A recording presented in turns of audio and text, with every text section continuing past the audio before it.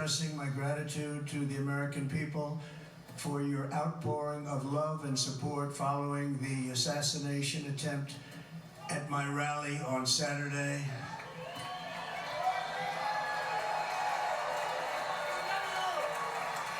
As you already know, the assassin's bullet came within a quarter of an inch of taking my life. So many people have asked me, what happened? Tell us what happened, please. And therefore, I will tell you exactly what happened, and you'll never hear it from me a second time because it's actually too painful to tell. It was a warm, beautiful day in the early evening in Butler Township in the great Commonwealth of Pennsylvania. Music was loudly playing, and the campaign was doing really well. I went to the stage, and the crowd was cheering wildly. Everybody was happy. I began speaking very strongly, powerfully, and happily, because I was discussing the great job my administration did on immigration at the southern border. We were very proud of it.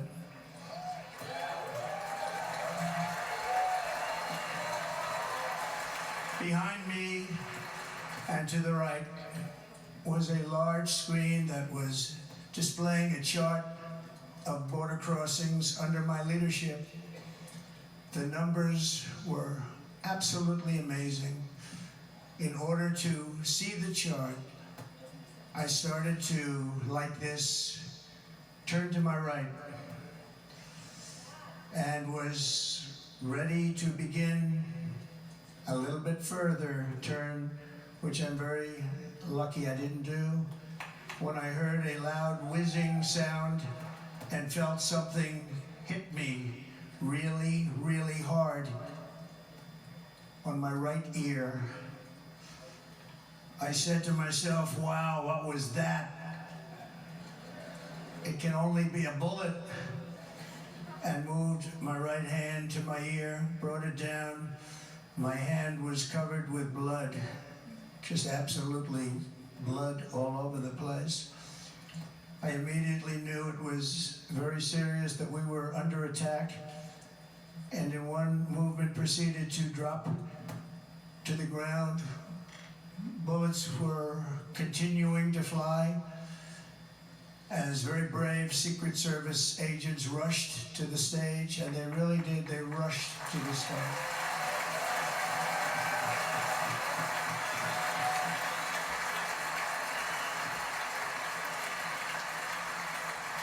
These are great people, at great risk, I will tell you, and pounced on top of me so that I would be protected.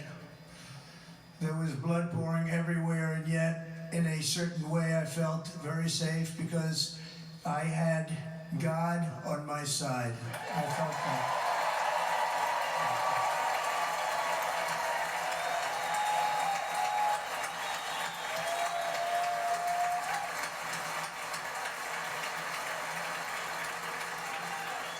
The amazing thing is that prior to the shot, if I had not moved my head at that very last instant, the assassin's bullet would have perfectly hit its mark, and I would not be here tonight. We would not be together. The most incredible aspect of what took place on that terrible evening in the fading sun was actually seen later. In almost all cases, as you probably know, and when even a single bullet is fired, just a single bullet, and we had many bullets that were being fired, crowds run for the exits or stampede, but not in this case. It's very unusual.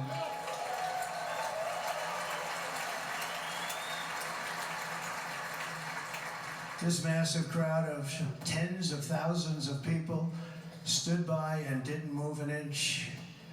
In fact, many of them bravely, but automatically stood up looking for where the sniper would be. They knew immediately it was a sniper, and then began pointing at him. You can see that if you look at the group behind me. That was just a small group compared to what was in front.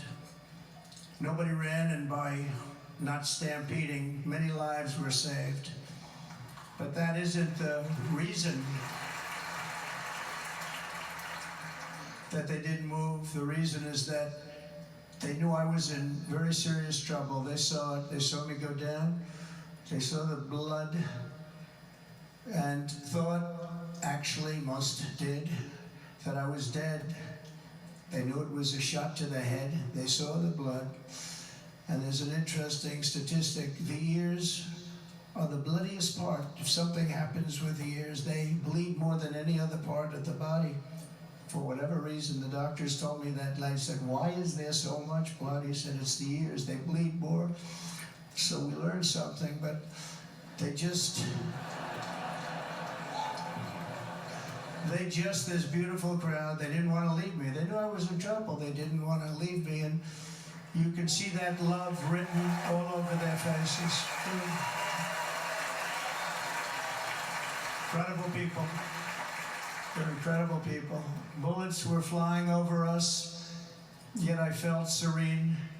But now the Secret Service agents were putting themselves in peril. They were in very dangerous territory. Bullets were flying right over them, missing them by a very small amount of inches. And then it all stopped. Our Secret Service sniper, from a much greater distance and with only one bullet used, took the assassin's life, took him out.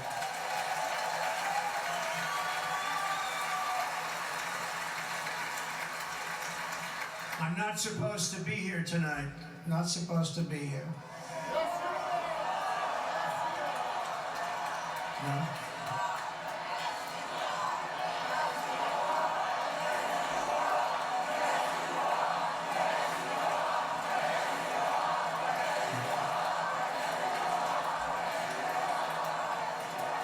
Thank you.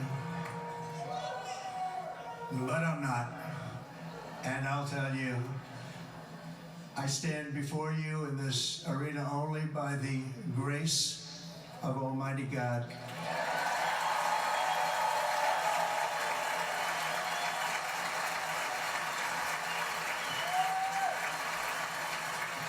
In watching the reports over the last few days, many people say it was a providential moment. Probably was. When I rose surrounded by Secret Service, the crowd was confused because they thought I was dead, and there was great, great sorrow. I could see that on their faces as I looked out. They didn't know I was looking out. They thought it was over. But I could see it, and I wanted to do something to let them know I was okay. I raised my right arm, looked at the thousands and thousands of people that were breathlessly waiting, and started shouting, "Fight, fight, fight."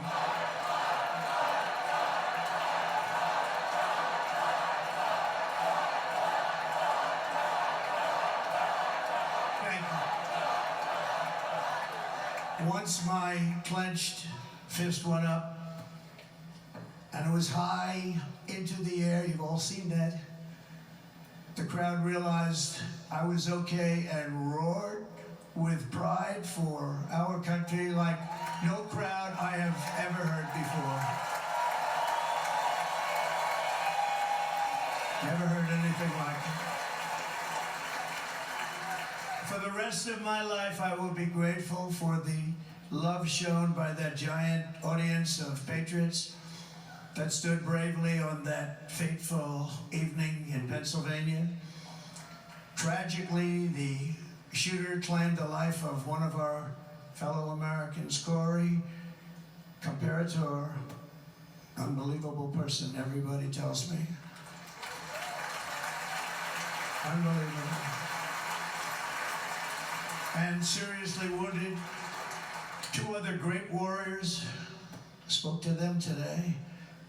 David Dutch and James Copenhaver, two great people. I also spoke to all three families of these tremendous people. Our love and prayers are with them. and always will be. We're never going to forget them. They came for a great rally. They were serious Trumpsters, I want to tell you. They were serious Trumpsters and still are. But Corey, unfortunately, we have to use the past tense. He was incredible. He was a highly respected former fire chief, respected by everybody. Was accompanied by his wife, Helen, incredible woman I spoke to today, devastated, and two precious daughters. He lost his life selflessly acting as a human shield to protect them from flying bullets. He went right over the top of them and was hit. What a fine man he was.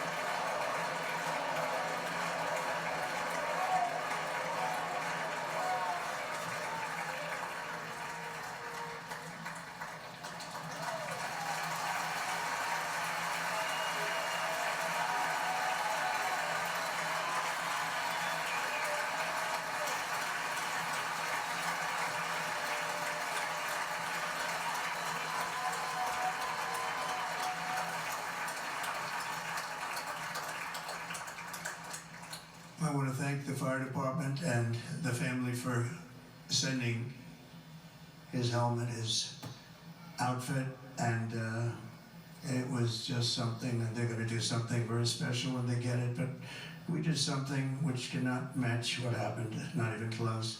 But I am very proud to say that over the past few days, we've raised $6.3 million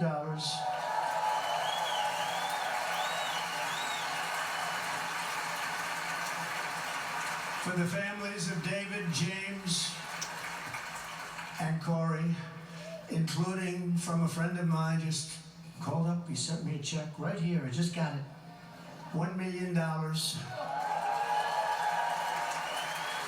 from Dan Newland. Thank you, Dan. And again, when speaking to the family, I told them, I said, well, I'm going to be sending you a lot of money, but I can't compensate. They all said the same thing. You're right, sir. We appreciate so much what you're doing, but nothing can take the place in the case of Corey and the other two. By the way, they were very, very seriously injured, but now they're doing very well. They're going to be okay. They're going to be doing very well.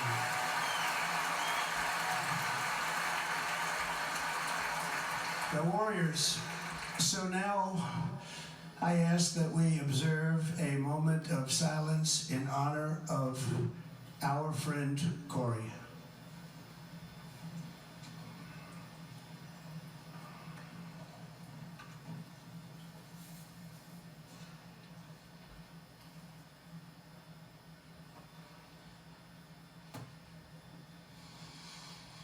There is no greater love than to lay down one's life for others.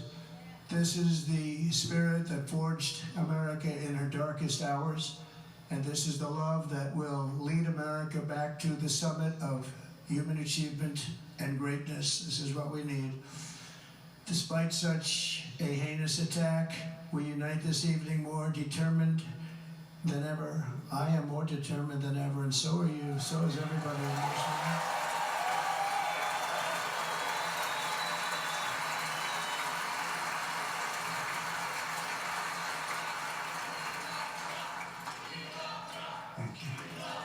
Thank you very much.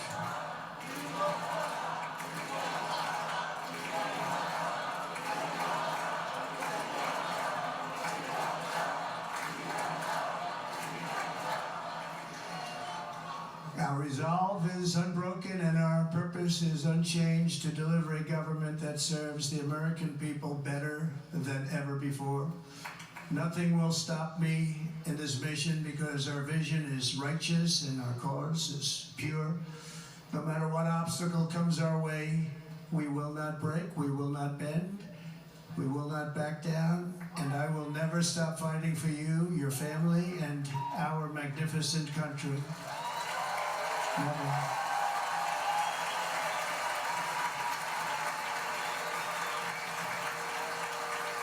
And everything I have to give with all of the energy and fight in my heart and soul, I pledge to our nation tonight. Thank you very much. I pledge that to our nation. I'm going to turn our nation around, and we're going to do it very quickly. Thank you.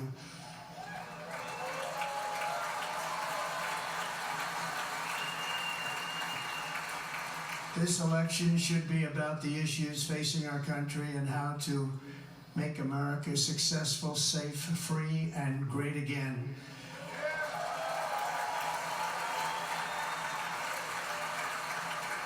In an age when our politics too often divide us, now is the time to remember that we are all fellow citizens. We are one nation under God, indivisible, with liberty and justice for all.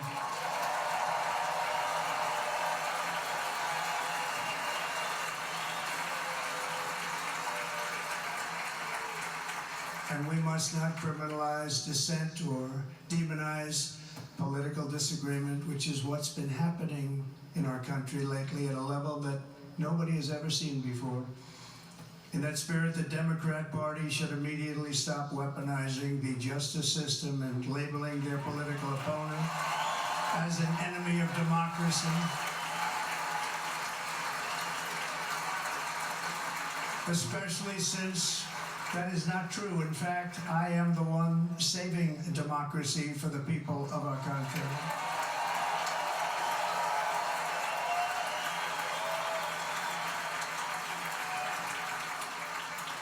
And very big news, as you probably just read, on Monday a major ruling was handed down from a highly respected federal judge in Florida, Aileen Cannon, finding that the prosecutor and the fake documents case against me were totally unconstitutional, and the entire case was thrown out of court. Illegal aliens. And you know who's being hurt the most by millions of people pouring into our country? The black population and the Hispanic population, because they're taking the jobs from our black population, our Hispanic population, and they're also taking them from unions. The unions are suffering because of it. Thank you. Thank you. I like you too. Thank you very much.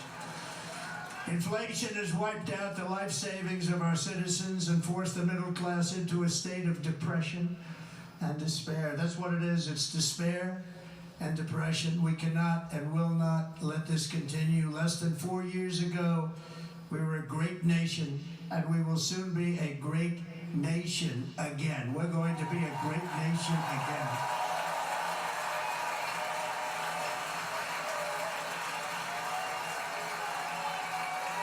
Thank you. With proper leadership, every disaster we are now enduring will be fixed, and it will be fixed very, very quickly.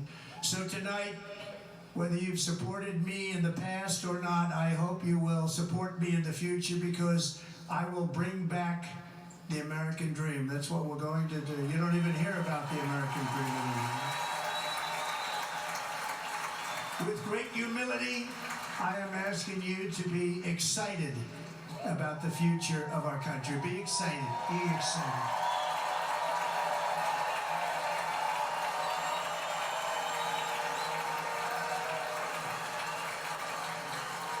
And by the way, the news reports, look at all of those big networks, look at them, they're all here.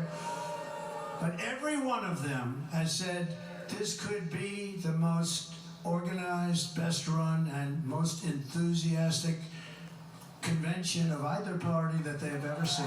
Every single.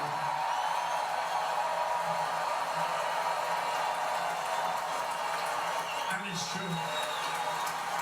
It's true. And there's love in the room. There's great love in the room.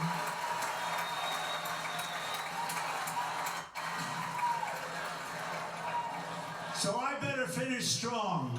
Otherwise we'll blow it, and we can't let that happen.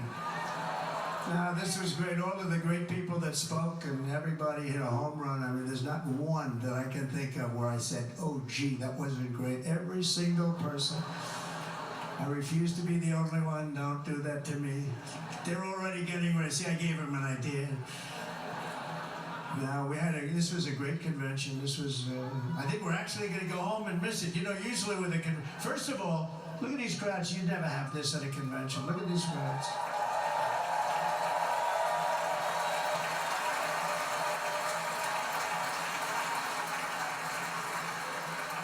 Love, it's about love. This week, the entire Republican Party has formally adopted an agenda for America's renewal, and you saw that agenda, and it's very short compared to the long, boring, meaningless agendas of the past, including the Democrats. They write these things that are hundreds of pages long, and they never read them after they're done. In their case, fortunately, they don't read them because they're pretty bad. It's a series of bold promises that we will swiftly implement when you give us a Republican House. And Mr. Speaker, thank you very much. We have our great Speaker of the House with us tonight, Mr. Speaker. Thank you very much. Thank you. A Republican Senate, we have many senators here. And send me back to our beautiful White House just a few short months from now. We're talking about just months. It can't come fast enough. We have to get it done. First, we must get economic relief to our citizens. Starting on day one, we will drive down prices and make America affordable again. We have to make it affordable. It's not affordable. People can't live like this. Under this administration, our current administration, groceries are up 57%, gasoline is up 60 and 70%, mortgage rates have quadrupled. And the fact is, it doesn't matter what they are because you can't get the money anyway. You can't buy houses. Young people can't get any financing to buy a house. The total household costs have increased an average of $28,000 per family under this administration. Republicans have a plan to bring down prices and bring them down very, very rapidly. By slashing energy costs, we will in turn reduce the cost of transportation, manufacturing, and all household goods. So much starts with energy. And remember, we have more liquid gold under our feet than any other country by far. We are a nation that has the opportunity to make an absolute fortune with its energy. We have it and China doesn't. Under the Trump administration just 3.5 years ago, we were energy independent, but soon we will actually be better than that. We will be energy dominant and supply not only ourselves, but we will supply the rest of the world with numbers that nobody has ever seen, and we will reduce our debt, $36 trillion. We will start reducing that, and we will also reduce your taxes still further. Next, and by the way, they want to raise your taxes 4 times, think of it. And all my life I grew up watching politicians. I always loved politics. I guess I was on the other side. I'd watch and they were always talking about, we will give you a tax cut. We will give you a tax cut. My whole life I was watching, I will give you a tax cut, right, Mr. Congressman? That's all they talked about. This is the only administration that said, we're going to raise your taxes by 4 times what you're paying now, and people are supposed to vote for them? I've never heard it. You're paying too much, we're going to reduce your taxes still further. We gave you the biggest one, as I said, we're going to give you more, and it's going to lead to tremendous growth. We want growth in our country. That's what's going to pay off our debt.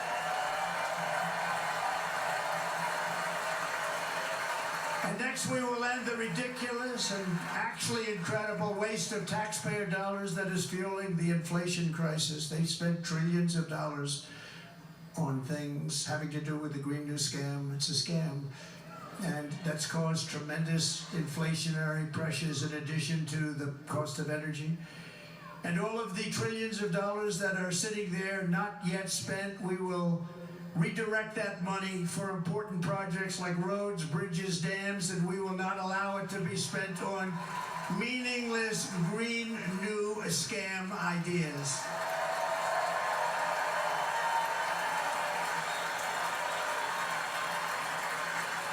And I will end the electric vehicle mandate on day one.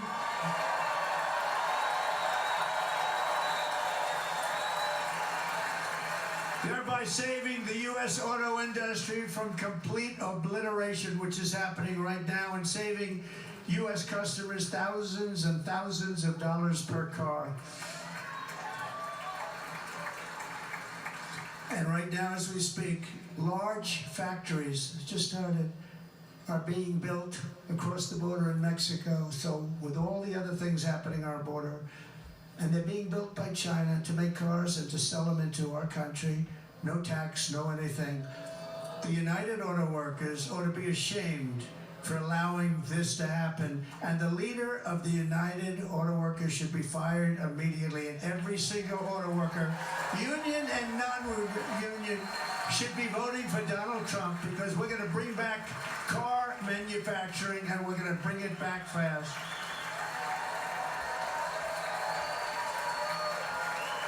They're building some of the largest auto plants anywhere in the world. Think of it, in the world. And we're going to bring it back. We're going to make them. We don't mind that happening, but those plants are going to be built in the United States, and our people are going to man those plants.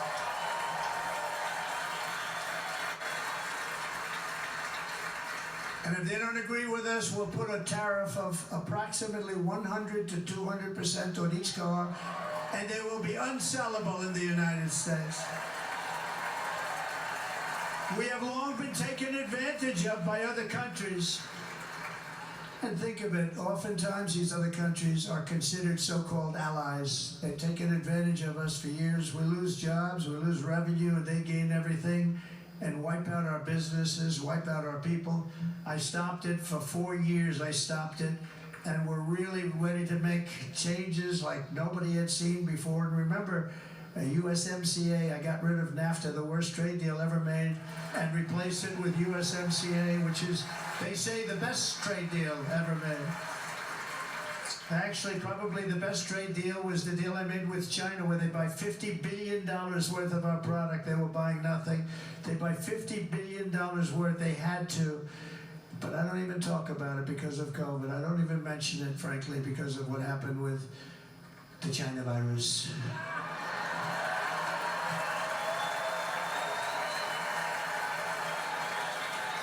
We will not let countries come in, take our jobs, and plunder our nation. They come and do that. They plunder our nation. The way they will sell their product in America is to build it in America. Very simple. Build it in America, and only in America.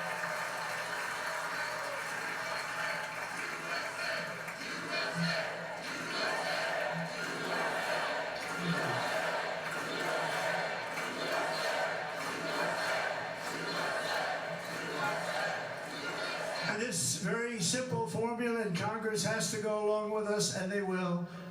This very simple formula will create massive numbers of jobs. We will take over the auto industry again, and many, hundreds of thousands of jobs. We lost so many jobs over the years. If you go back 20, 25 years, they've stolen, going to China and Mexico, about 68% of our auto industry manufacturing jobs. We're going to get them all back. We're going to get them all back, every one of them.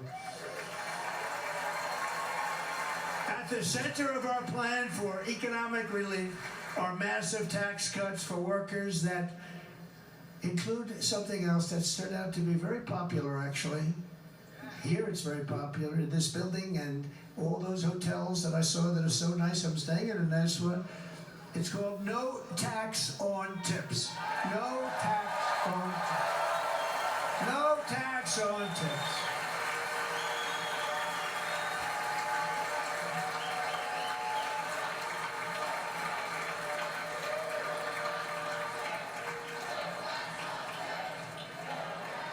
I got that by having dinner recently in Nevada, where we're leading by about 14 points.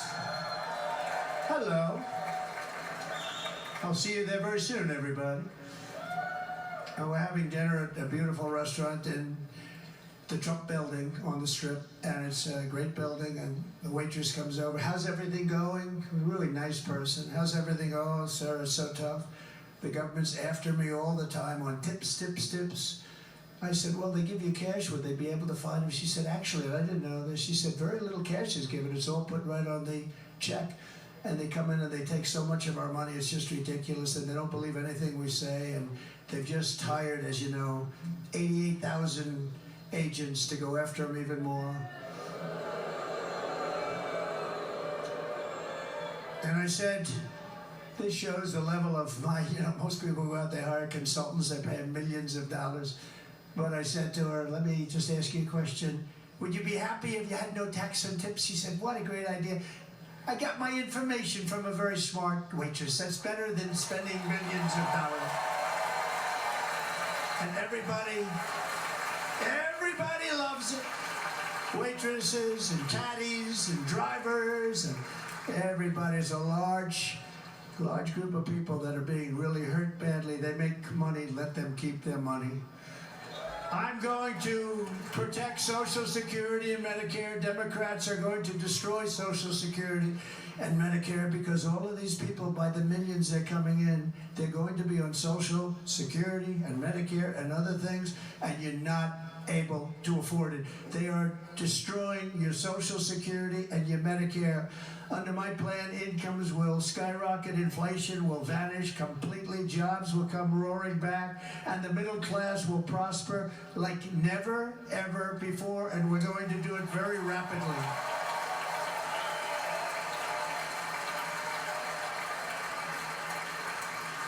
But no hope or dream we have for America can succeed unless we stop the illegal immigrant invasion, the worst that's ever been seen anywhere in the world. There's never been an invasion like this anywhere. Third world countries would fight with sticks and stones not to let this happen. The invasion at our southern border, we will stop it, and we will stop it quickly. You heard Tom Homan yesterday. Tom Homan, put him in charge and just sit back and watch. Brandon Judd, the Border Patrol, he's incredible. These guys, they really, their job is a lot easier if they don't have to do anything, but they want to. They're patriots. Brandon Judd, Border Patrol, ICE. ICE goes out. You have to see what ICE does with MS-13. You have these are probably the worst gang, and ICE goes in there. And I know a lot of people in these rows here, and they're very tough people, but they don't want to do this job. They'll go into a pack of MS-13 killers. They're the worst, probably the worst gangs in the world. And we have thousands of them. I moved thousands and thousands out in my 4 years. We moved them out, and it was a pleasure. But ICE would go right into a pack of these killers, and you see fists flying, you see everything flying, and then they take them. They put them in a paddy wagon. They take them back and they get them out of our country. And the other countries weren't accepting them back. And I called up and I said, tell them that we're not giving them economic aid anymore. And the next day I got calls from all of these countries that were terminated. Billions of dollars we spend on economic aid to countries that does us, frankly, no good. And the next day I was called by everybody. I couldn't take all the calls. Sir, what's the problem? I said, you won't take your killers back that you sent in caravans into America. You won't take them back. Well, sir, if you'd like us to, we would give very serious consideration to doing that. And within 24 hours, they were being taken back. For years and years, when I first came in, they said President Obama tried to get him to go back, and they wouldn't accept him. They'd put planes on the runway so you couldn't leave the plane. They'd close the road so you couldn't take the buses. They'd all have to turn back. As soon as I said no more economic aid of any kind to any country that does that, they called back and they said, sir, it would be our great honor to take MS-13. We love them very much. We love them very much, sir. We'll take them back. At the heart of the Republican platform is our pledge to end this border nightmare and fully restore the sacred and sovereign borders of the United States of America, and we're going to do that on day one.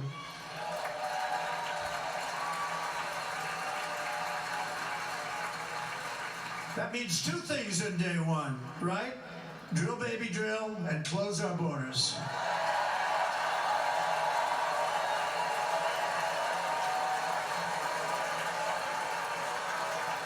And by the way, and I think everybody as a Republican, as a patriot in this room, and most Democrats, we want people to come into our country, but they have to come into our country legally.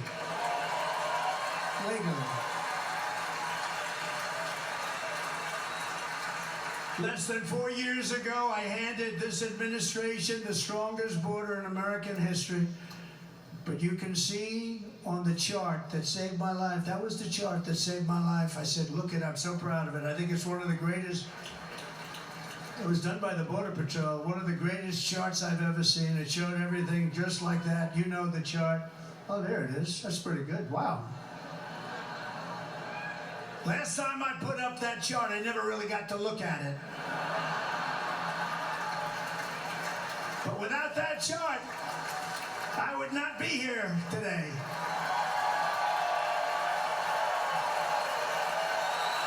Never got to look at it.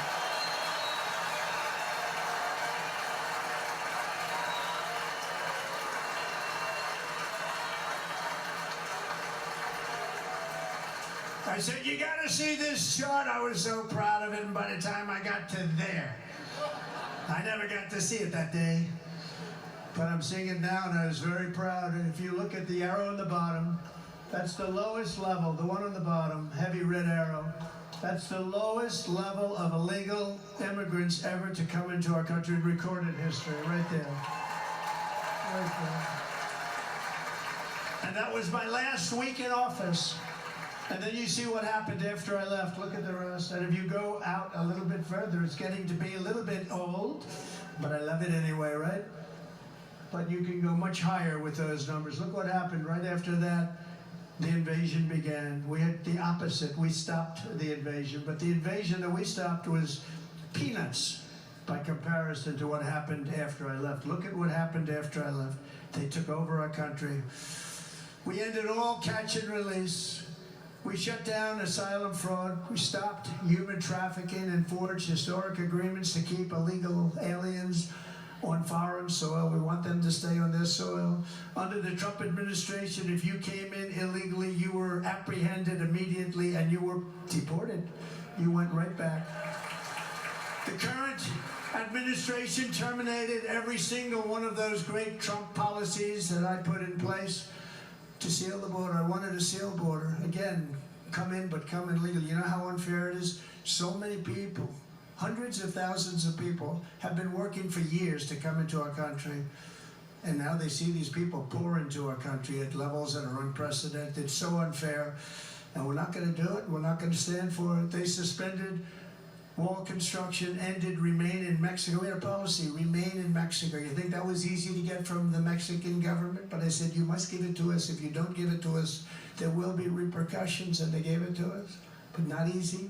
Canceled our Safe Third agreements, demolished Title 42, implemented nationwide catch and release. That's catch and release, where we catch them and release them into our country. We catch them and release them into Mexico. There's a slight difference. And took 93, this is the previous administration, 93 executive actions to throw open our border to the world. The entire world is pouring into our country because of this very foolish administration. The greatest invasion in history is taking place right here in our country. They are coming in from every corner of the earth, not just from South America, but from Africa, Asia, the Middle East. They're coming from everywhere. They're coming at levels that we've never seen before. It is an invasion indeed, and this administration does absolutely nothing to stop them. They're coming from prisons, they're coming from jails, they're coming from mental institutions and insane asylums. You know, the press is always on me because I say this. Has anyone seen Silence of the Lambs? The late, great Hannibal Lecter. He'd love to have you for dinner. That's insane asylums. They're emptying out their insane asylums.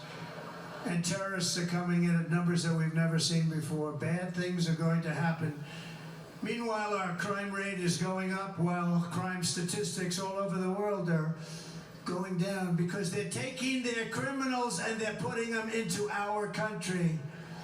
A certain country, and I happen to like the president of that country very much, but he's been getting great publicity because he's a wonderful shepherd of the country. He says how well the country's doing because their crime rate is down. And he said he's training all of these rough people. They're rough.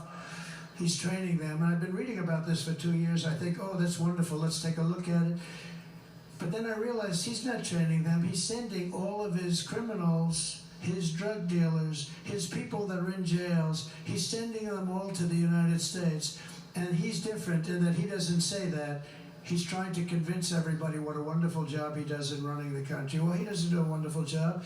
And by the way, if I ran one of the countries, many countries from all over, I would be worse than any of them. I would have had the place totally emptied out already.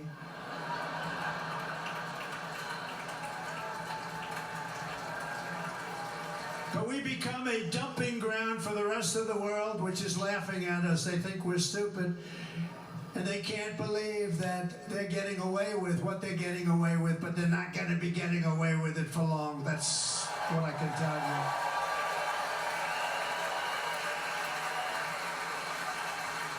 you. In Venezuela, Caracas, high crime.